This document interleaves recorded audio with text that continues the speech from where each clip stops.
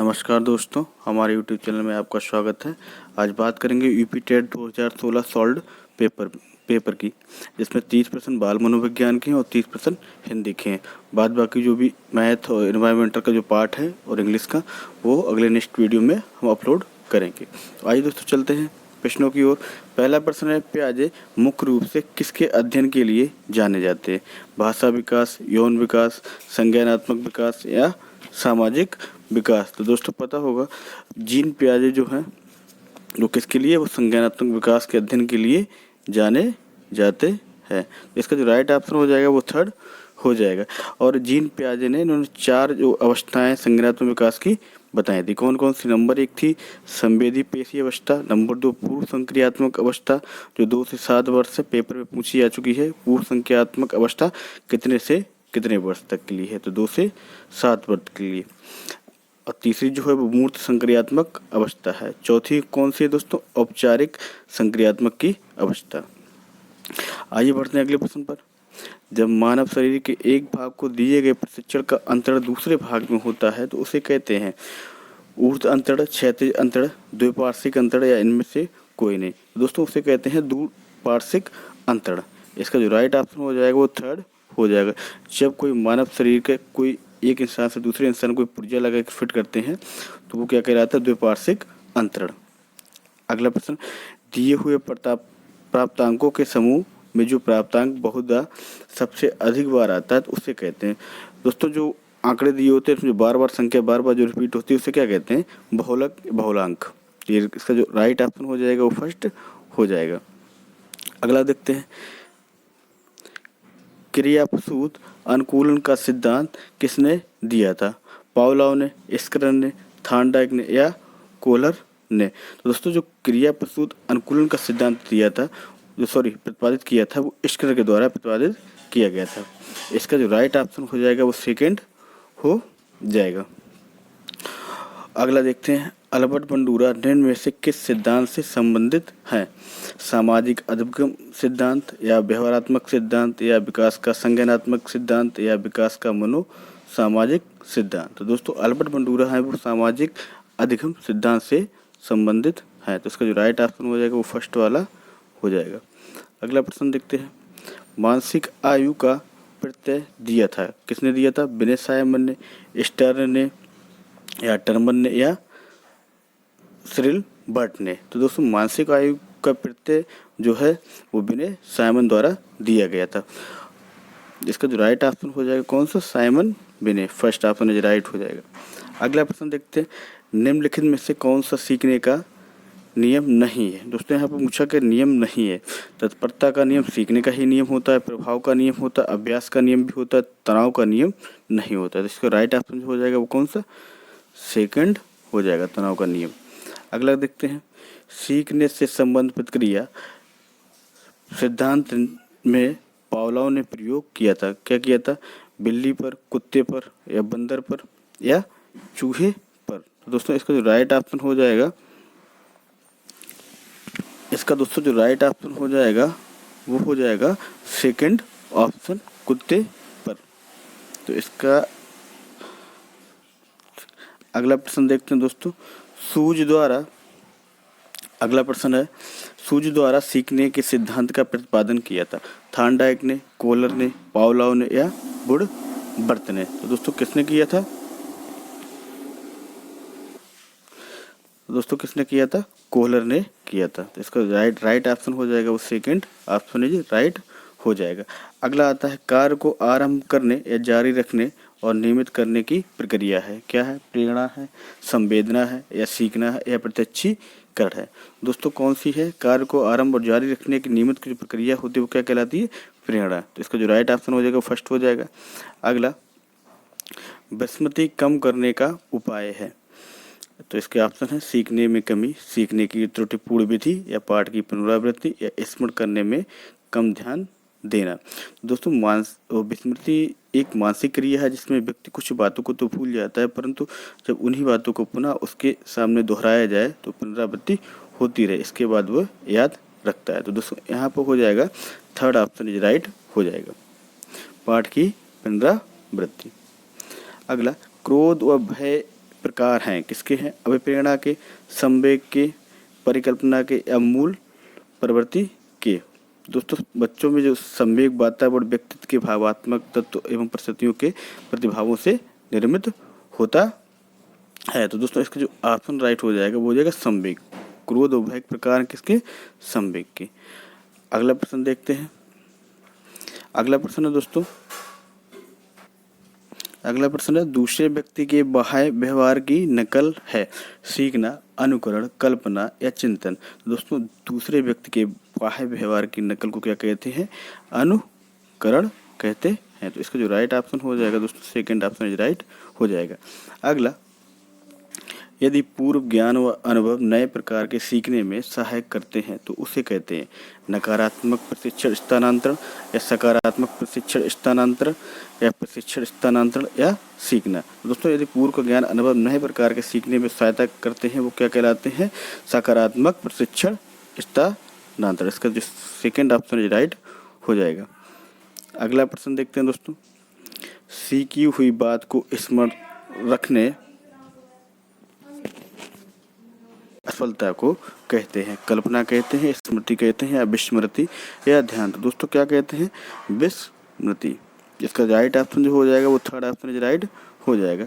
अगला प्रश्न बढ़ते हैं। टर्मन के अनुसार 90 से 100 बुद्धि लब्धि का बालक माना जाता है। मंद बुद्धि, सामान्य बुद्धि, श्रेष्ठ बुद्धि या क्षीण बुद्धि। तो दोस्तों कौन सा ऑप्शन राइट हो जाएगा? इसका सेकेंड ऑप्शन राइट हो जाएगा, सामान्य बुद्धि। 9 से 100 बुद्धि लब्धि के अंतर्गत आते हैं दोस्तों, वो कौन से आते हैं? सामान्य बुद्धि। हाल का सिद्धांत निम्न में से किसकी व्याख्या करता है? बुद्धि की प्रकृति, अधिगम्य अभिप्रेषण की भूमिका या मूल्यों का विकास या किशोरों का मनोविज्ञान। दोस्तों हाल का सिद्धांत वो किस पे है? किशोरों का मनोविज्ञान। तो इसका फोर्थ ऑप्शन राइट हो जाएगा, क्योंकि मनोवैज्ञानिक हाल ने किशोरों का मनोविज्ञान सिद्धांत का प्रतिपादन किया है। अगर इनका सिद्धांत देखा जाए तो किशोरावस्था शारीरिक परिपक्वता के साथ मानसिक उद्वेग का काल है, उसमें नई नई रुचियों का विकास होता है। इनका ये सिद्धांत था हाल का। अगला देखते हैं, मानव व्यक्तित्व के मनोलैंगिक विकास को निम्न में से किसने महत्व दिया था? कमेनियस, हॉल या हॉलिंगवर्थ या फ्रायड। तो दोस्तों इसका जो है वो थे सिगमंड फ्रायड। इसका फोर्थ ऑप्शन राइट हो जाएगा। अगला, मनोविज्ञान की प्रथम प्रयोगशाला को किसने स्थापित किया था? डब्ल्यू वुंट, सिगमंड फ्रायड या पावलोव या वाटसन। तो दोस्तों 1879 कब? 1879 में विलियम बुंट ने जर्मनी में प्रथम मनोवैज्ञानिक प्रयोगशाला स्थापित की थी। तो इसका राइट ऑप्शन हो जाएगा वो फर्स्ट ऑप्शन राइट हो जाएगा। अगला देखते हैं, गेस्टाल्ट मनोविज्ञान की आधारशिला किसने रखी थी? फ्रांज ब्रेंटानो ने या मैक्स बर्सीमर ने या एडगर रूबिन ने या कर्ट लेविन ने। तो दोस्तों इसका जो राइट ऑप्शन हो जाएगा बर्सीमर हो जाएगा, क्योंकि मैक्स बर्सीमर ने 1912 में आधारशिला जर्मनी में रखी थी। अगला प्रश्न देखते हैं, संग्रहण सिद्धांत निम्न में से किससे संबंधित है? अधिगम से, अभिप्रेरण से, स्मृति से या सृजनात्मकता से। दोस्तों जो संग्रहण का सिद्धांत है वो स्मृति से संबंधित है और यह एक मानसिक प्रक्रिया है। इसका राइट ऑप्शन कौन सा हो जाएगा दोस्तों? स्मृति, थर्ड ऑप्शन राइट हो जाएगा। अगला देखते हैं, क्षेत्र सिद्धांत निम्न में किस वर्ग का योगदान है? व्यवहारवादियों का, संरचनावादियों का, मनोविश्लेषकों का या गेस्टाल्ट वादियों का। दोस्तों क्षेत्र का सिद्धांत वो गेस्टाल्ट वादियों का बहुत बड़ा योगदान रहा है। इसका जो राइट ऑप्शन हो जाएगा फोर्थ ऑप्शन इज राइट हो जाएगा। अगला प्रश्न देखते हैं, भाटिया बैटरी का प्रयोग निम्न में किसके रुचि के मापन हेतु किया जाता है? व्यक्तित्व, रुचि, बुद्धि या अभिक्षमता। दोस्तों जो भाटिया बुद्धि परीक्षण का जो निर्माण किया गया था वो 1953 में प्रोफेसर CM भाटिया ने किया था, उन्हीं के नाम से था। दोस्तों इसका जो राइट ऑप्शन हो जाएगा वो हो जाएगा आपका थर्ड ऑप्शन राइट, कि बुद्धि के लिए किया गया था इसका प्रयोग। अगला प्रश्न देखते हैं, अभिक्रमायोजित अधिगम का प्रत्यय किसने दिया था? दोस्तों अभिक्रमायोजित जो अधिगम का प्रत्यय दिया था वो दोस्तों दिया गया था स्किनर के द्वारा। तो राइट ऑप्शन इसका जो हो जाएगा वो थर्ड हो जाएगा। अगला प्रश्न बढ़ते हैं, व्यवहारिक क्षमताओं में वह सापेक्ष स्थायी परिवर्तन जो कि प्रबलित अभ्यास का परिणाम होता है, उसे क्या कहते हैं? दोस्तों इसके ऑप्शन है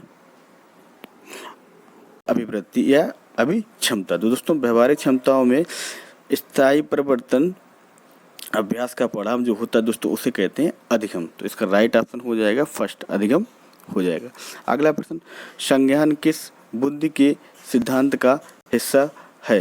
दोस्तों इसके ऑप्शन है प्रतिदर्श सिद्धांत, समूह कारक सिद्धांत, गिलफोर्ड का सिद्धांत या फ्लूइड तथा क्रिस्टलाइज्ड सिद्धांत। तो दोस्तों इसका राइट ऑप्शन हो जाएगा, वो थर्ड ऑप्शन हो जाएगा गिलफोर्ड का सिद्धांत। संज्ञान किस बुद्धि के सिद्धांत का हिस्सा है दोस्तों? गिलफोर्ड का सिद्धांत। अगला प्रश्न देखते हैं, 8 वर्ष के सुधीर की मानसिक आयु 10 वर्ष है तो उसकी बुद्धि लब्धि कितनी होगी? तो दोस्तों बुद्धि लब्धि का सूत्र होता है, क्या होता है आप सभी को पता होगा, मानसिक आयु बटे वास्तविक आयु, अब गुणे 100 किया जाता है दोस्तों। अब जैसे इनका क्या था, इनका था कि जो मानसिक आयु है दोस्तों वो कितनी थी इनकी? 10 थी, और वास्तविक आयु कितनी थी? वो 8 वर्ष थी। अगर 100 से मल्टीप्लाई करेंगे तो 1000 हो जाएगा, 1000 8 का भाग दे देंगे तो कितना आ जाएगा? 125। तो फोर्थ ऑप्शन इसका राइट हो जाएगा। अगला प्रश्न देखते हैं, संवेग का कौन सा सिद्धांत इस विचार को मानता है कि संवेगात्मक अनुभव संवेगात्मक व्यवहार पर आधारित है? जेम्स लैक सिद्धांत, हाइपोथैलेमिक सिद्धांत या सक्रियता सिद्धांत या अभिप्रेरण सिद्धांत। दोस्तों इसका ऑप्शन कौन सा है? दोस्तों इसका राइट ऑप्शन जो हो जाएगा वो जेम्स लैक सिद्धांत हो जाएगा। फर्स्ट ऑप्शन इज राइट, क्योंकि दोस्तों जेम्स लेक का सिद्धांत ये विचार देता है कि संवेगात्मक अनुभव संवेगात्मक व्यवहार पर आधारित है। अगला प्रश्न देखते हैं, किसी इच्छा या आवश्यकता में रुकावट पड़ने पर उसमें उत्पन्न होने वाला सांवेगिक तनाव कहलाता है? क्या कहलाता है? द्वंद्व कहलाता है या कुंठा कहलाता है या चिंता कहलाता है या तनाव कहलाता है? दोस्तों इसका जो राइट ऑप्शन हो जाएगा सेकंड ऑप्शन इज राइट हो जाएगा। कौन सा दोस्तों? कुंठा। सांवेगिक तनाव क्या कहलाता है? कुंठा। अगला देखते हैं दोस्तों प्रश्न, कोलबर्ग का सिद्धांत निम्न में से किस विकास से संबंधित है? तो दोस्तों कोलबर्ग का जो सिद्धांत है वो किस विकास से संबंधित है? नैतिक विकास से संबंधित है। भाषा का विकास नहीं है, सामाजिक का विकास भी नहीं दोस्तों, शारीरिक का विकास नहीं। कोलबर्ग का सिद्धांत जो किस पे संबंधित है? नैतिक विकास। तो थर्ड ऑप्शन इज राइट इसका हो जाएगा। अब दोस्तों बढ़ते हैं हिंदी के प्रश्नों की ओर। आइए दोस्तों देखते हैं हिंदी के 30 प्रश्न जो 2016 पेपर टीटी में थे। पहला प्रश्न है, अभ्यागत शब्द में कौन सा उपसर्ग है? तो अभ्यागत में अभिधन आगत होता है दोस्तों। तो इसका आ ऑप्शन और अभ्य, अभि और अभ्या, तो दोस्तों कौन सा हो जाएगा? इसका अभि option third is right option हो जाएगा, क्योंकि दोस्तों हम जानते हैं कि अभिधन आगत होता है, अभिधन आगत। अगला प्रश्न देखते हैं दोस्तों, रमणीय में कौन सा प्रत्यय है? अनीय है या ई है या रम है या रीय है? दोस्तों कौन सा प्रत्यय है इसमें? तो रम धन अनि हो जाएगा। इसका जो राइट ऑप्शन हो जाएगा वो फर्स्ट ऑप्शन राइट हो जाएगा कि रम धन अनीय, रमणीय। अगला प्रश्न देखते हैं दोस्तों, बोरो सबै रघुवंश कुठार की धार में 12 बजी शरद थई और बान की वायु उड़ाव के लक्षण लक्ष्य करो अरिया समर्थही। इस वाक्य में पंक्तियों में कौन सा रस है? रौद्र रस, भयानक रस, बीभत्स रस या वीर रस? तो दोस्तों यहाँ पे क्रोध की बात की गई है और रौद्र रस का स्थायी भाव दोस्तों क्या है? वो क्रोध है। तो इसका राइट ऑप्शन जो कौन सा हो जाएगा? रौद्र रस। फर्स्ट ऑप्शन इज राइट हो जाएगा।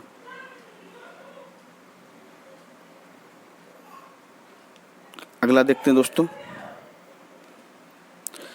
अगला है श्री गुरु चरण सरोज निजमन मुकुर सुधार बरनो रघुबर बिमल जसो जो दायक फल 4 में छंद है? ओटा, रोला या बरवे? तो दोस्तों ये एक अर्ध सममात्रिक छंद है, तो ये इसका राइट ऑप्शन हो जाएगा दोहा। अगला प्रश्न देखते हैं दोस्तों, वाक्य शुद्ध है मोहन और गीता गा रही है, गीता और मोहन गा रहा है, मोहन और गीता गा रहे हैं, मोहन और गीता गा रही है। दोस्तों इसका जो राइट ऑप्शन है गीता गा रहे हैं, कि मोहन और गीता गा रहे हैं तो कोई मतलब नहीं, गीता और मोहन गा रहा है कोई मतलब नहीं कि लड़की है और लड़का भी है। मोहन और गीता गा रही हैं ये भी नहीं मैच कर रहा। दोस्तों ये कर रहा है मोहन और गीता गा रहे हैं, क्योंकि दोस्तों वाक्य में लिंग, वचन, पुरुष और काल और कारक आदि की क्रिया के साथ ठीक ठाक मेल होना चाहिए, तभी मैच करता है। तो थर्ड ऑप्शन इसका राइट हो जाएगा। अगला प्रश्न देखते हैं दोस्तों,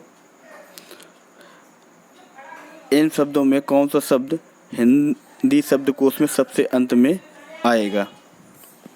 क्लीव आएगा, क्योंकि दोस्तों फर्स्ट ऑप्शन इसका राइट हो जाएगा, क्योंकि किसानु, कृषक और क्रम ये सबसे पहले आएंगे और सबसे अंत में आएगा क्लीव। अगला प्रश्न देखते हैं, चराचरम में कौन सा समास है? तो दोस्तों चराचरम में तत्पुरुष या द्वंद्व या बहुब्रीहि या कर्मधारय राइट हो जाएगा, बहुब्रीहि समास है। अगला, शब्द का अर्थ स्पष्ट करने हेतु कौन सा तरीका सर्वाधिक उपयुक्त है? वाक्य प्रयोग या व्याख्यान या भ्रमण या चित्र निर्माण? तो दोस्तों इसका जो राइट ऑप्शन है वो वाक्य प्रयोग हो जाएगा फर्स्ट, कि शब्द का अर्थ स्पष्ट वाक्य प्रयोग से सबसे अच्छा तरीका माना जाता है। अगला क्वेश्चन देखते हैं, भाषा शिक्षण की पद्धति नहीं है। तो दोस्तों याद रखिए, किंडरगार्टन, मॉन्टेसरी, ड्रेकाली भाषा शिक्षण की पद्धतियां हैं, जबकि अभिक्रमित अनुदेशन भाषा शिक्षण की पद्धति नहीं है। तो इसका जो राइट ऑप्शन हो जाएगा वो 4 हो जाएगा, क्यों पूछा उसने नहीं है। अगला प्रश्न देखते हैं दोस्तों, शिक्षा उसकी मातृभाषा में दी जाए यह मानना है। किसका मानना है? मॉन्टेसरी का या महात्मा गांधी का या फ्रॉवेल का या किलपैट्रिक का? दोस्तों ये किसका मानना है? महात्मा गांधी का मानना है। क्या मानना है? बालक की प्रारंभिक शिक्षा उसकी मातृभाषा में ही दी जाए, ये महात्मा गांधी ने मानना था। अगला देखते हैं दोस्तों, व्याकरण शिक्षण के लिए उपयुक्त नहीं है। आगमन प्रणाली, निगमन प्रणाली, अव्याकृति प्रणाली या कक्षा अभिनय प्रणाली? दोस्तों कौन सी प्रणाली है? तो बालक की प्रारंभिक शिक्षा उसकी आगमन, निगमन और अव्याकृति प्रणाली जो है व्याकरण शिक्षण के लिए उपयुक्त हैं, जबकि कक्षा अभिनय प्रणाली व्याकरण शिक्षण के लिए उपयुक्त नहीं मानी जाती है। तो इसका जो राइट ऑप्शन हो जाएगा, फोर्थ ऑप्शन राइट हो जाएगा। अगला देखते हैं, आनंद कादम्बनी पत्रिका का प्रकाशन कहाँ से होता है? आनंद कादम्बनी बनारस से या मिर्ज़ापुर से या इलाहाबाद से या लखनऊ से? दोस्तों कहाँ से होता है इसका प्रकाशन? मिर्ज़ापुर से। तो राइट ऑप्शन हो जाएगा, सेकंड ऑप्शन इज राइट। अगला देखते हैं, आदिकाल किसकी रचना है? अखरावट की या छत्रसाल दशक की या दीपशिखा या खुमान रासो? दोस्तों इसका जो राइट ऑप्शन हो जाएगा खुमान रासो। आदिकाल की रचना है खुमान रासो। और जबकि दोस्तों अखरावट है मलिक मोहम्मद जायसी की, छत्रसाल दशक है भूषण की, और दीपशिखा किसकी है? महादेवी वर्मा द्वारा रचित है। अगला प्रश्न देखते हैं, हिंदी गद्य शिक्षण की पाठ्य योजनाओं में उद्देश्य कथन आता है पूर्व ज्ञान के पश्चात या प्रस्तावना प्रश्न के पश्चात या आदर्श वाचन के पश्चात या मौन वाचन के पश्चात? तो दोस्तों याद रखना, हिंदी गद्य शिक्षण की पाठ्य योजना में उद्देश्य कथन प्रस्तावना प्रश्न के पश्चात आता है। तो इसका जो राइट ऑप्शन हो जाएगा वो सेकंड ऑप्शन इज राइट हो जाएगा, प्रस्तावना प्रश्न के पश्चात। अगला प्रश्न देखते हैं, आचार्य रामचंद्र शुक्ल का निबंध संग्रह है माटी का फूल या चिंतामणि या क्षण बोले कण मुस्कुराए, आलोक पर्व? दोस्तों इसका जो राइट ऑप्शन हो जाएगा वो चिंतामणि है। आचार्य रामचंद्र शुक्ल का जो निबंध संग्रह है वो क्या है? चिंतामणि है। अगला प्रश्न देखते हैं, राष्ट्रकवि रामधारी दिनकर को उर्वशी के लिए ज्ञानपीठ पुरस्कार किस वर्ष प्रदान किया गया था? 1971 में, 1972 में या 1973 में या 1974 में? तो दोस्तों कब किया गया था? 1972 में। इसका राइट ऑप्शन हो जाएगा वो सेकंड ऑप्शन राइट हो जाएगा। अगले प्रश्न की ओर बढ़ते हैं, निरामिष कहते हैं किसे कहते हैं? मांस रहित भोजन, मोक्ष का इच्छुक या रात्रि में विचरण करने वाला या मृत्यु का इच्छुक? तो दोस्तों निरामिषा जो शब्द है वो मांस रहित भोजन को कहते हैं। तो इसका राइट ऑप्शन हो जाएगा वो फर्स्ट ऑप्शन इज राइट हो जाएगा। अगला प्रश्न बढ़ते हैं, शायद शब्द है तत्सम है या तद्भव है या देशज है या आगत है? तो दोस्तों इसका राइट जो ऑप्शन हो जाएगा अपना वो आगत शब्द है, क्योंकि हिंदी में अनेक शब्द ऐसे होते हैं दोस्तों जो विदेशी मूल के तो हैं परंतु परस्पर संपर्क के कारण यहाँ प्रचलित हो गए हैं। अगला, सॉरी, इसका जो राइट ऑप्शन हो जाएगा कौन सा, आगत। अगला प्रश्न देखते हैं, वनिता का प्रयोग किस अर्थ में होता है, जंगल में या स्त्री में या पुस्तक में या व्यवसाय में। तो दोस्तों वनिता का शब्द का जो प्रयोग होता है वो स्त्री में होता है। इसका राइट ऑप्शन कौन सा हो जाएगा, सेकंड ऑप्शन राइट हो जाएगा। अगला, मुकुंद किसका पर्याय है, विष्णु का या शिव का या सूर्य का या कामदेव का। दोस्तों मुकुंद किसका पर्याय है, ये है विष्णु का। इसका राइट ऑप्शन कौन सा हो जाएगा, फर्स्ट ऑप्शन राइट हो जाएगा। अगला प्रश्न देखते हैं,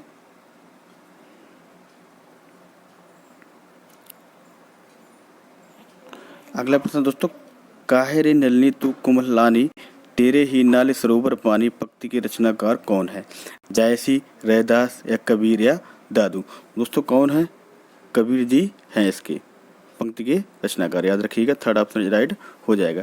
अगला, करपट का तद्भव रूप है, कपट या कारपेट या कपूर या कपड़ा। तो दोस्तों करपट जो है वो क्या है, कपड़ा, इसका तद्भव रूप है। और ये क्या है दोस्तों, करपट तत्सम है और तद्भव इसका जो रूप हो जाएगा वो कपड़ा हो जाएगा। अगले प्रश्न की ओर बढ़ते हैं। अगला प्रश्न देखते हैं, निम्नलिखित में वर्तनी की दृष्टि से कौन सा शब्द युग शुद्ध है, बारात या बसंत या बारात बसंत, बारात बसंत या बारात बसंत। दोस्तों कौन सा इसका राइट ऑप्शन हो जाएगा, इसका बारात वसंत। तो इसका थर्ड ऑप्शन राइट हो जाएगा। अगला, अर्ध स्वर हैं, या और बा, ई उ री रे सा। तो दोस्तों कौन से या और बा अर्ध स्वर होते हैं, तो फर्स्ट ऑप्शन इसका जो है वो राइट हो जाएगा। अगला देखते हैं, चोर की दाढ़ी में तिनका मुहावरे का सही अर्थ है, अपराधी का अपनी दाढ़ी खुजलाना या अपराधी का शंकाग्रस्त रहना या अपराधी की पहचान हो जाना या अपराधी की अपनी पहचान छिपाना। तो दोस्तों क्या हो जाएगा, अपराधी का शंकाग्रस्त रहना। चोर की दाढ़ी में चोर की दाढ़ी में तिनका होने का मतलब है अपराधी का शंकाग्रस्त हो जाना। तो राइट ऑप्शन कौन सा हो जाएगा, सेकेंड ऑप्शन राइट हो जाएगा। अगला देखते हैं, एक बार कही बात को दोहराते रहना वाक्यांश के लिए एक शब्द है, आगार या प्राकृतन या पृष्ठ पेषण या प्रस्तावना। दोस्तों एक ही बार कही बात को दोहराते रहना वाक्यांश के लिए एक शब्द पृष्ठ पेषण। अरे यार बोल, राइट हो जाएगा पृष्ठ पेषण। अगला देखते हैं, बुद्धिहीन शब्द व्याकरण की दृष्टि से किस संवर्ग में है, संज्ञा या सर्वनाम या विशेषण या क्रिया। तो दोस्तों ये किसके संवर्ग में है, ये विशेषण के संवर्ग में है। तो थर्ड ऑप्शन ये राइट हो जाएगा इसका। ईट गिरी वाक्य में कौन सा कारक है, अपादान कारक या संबंध या अधिकरण या संप्रादान। तो दोस्तों कितना है, गिरने का कारण यहाँ अपादान कारक होगा। तो उसका राइट ऑप्शन जो है वो फर्स्ट ऑप्शन राइट हो जाएगा। अगला, मोहर्मी का संधि विच्छेद है, महत प्लस उर्मी या महा प्लस उर्मी या महा प्लस उर्मी या महत प्लस मर्मी। दोस्तों क्या हो जाएगा, मोहर्मी की महा प्लस उर्मी। तो इसका राइट जो ऑप्शन हो जाएगा वो सेकेंड ऑप्शन राइट हो जाएगा, महा प्लस उर्मी। अगला देखते हैं, संशिष्ट का विपरीत शब्द है, विशिष्ट, अशिष्ट, अपुष्टि या सॉरी यहाँ दोस्तों दिख नहीं रहा है, यहाँ लिखा है व्यष्टि, व्यष्टि ये लिखा हुआ है व्यष्टि। तो इसका जब समष्टि का विपरीत शब्द दोस्तों क्या हो जाएगा, व्यष्टि। तो इसका फोर्थ ऑप्शन राइट हो जाएगा। दोस्तों हमारा वीडियो कैसा लगा लाइक कमेंट के माध्यम से बताइएगा और इसको चैनल को सब्सक्राइब जरूर करिएगा दोस्तों, जिससे कि हम और अच्छे वीडियो बनाने में हमारा मनोबल बढ़ सके। और आज के लिए दोस्तों इतना ही। अगले नेक्स्ट वीडियो में आपके 2016 के मैथ और एनवायरमेंटल के क्वेश्चन लेकर आएंगे। नमस्कार।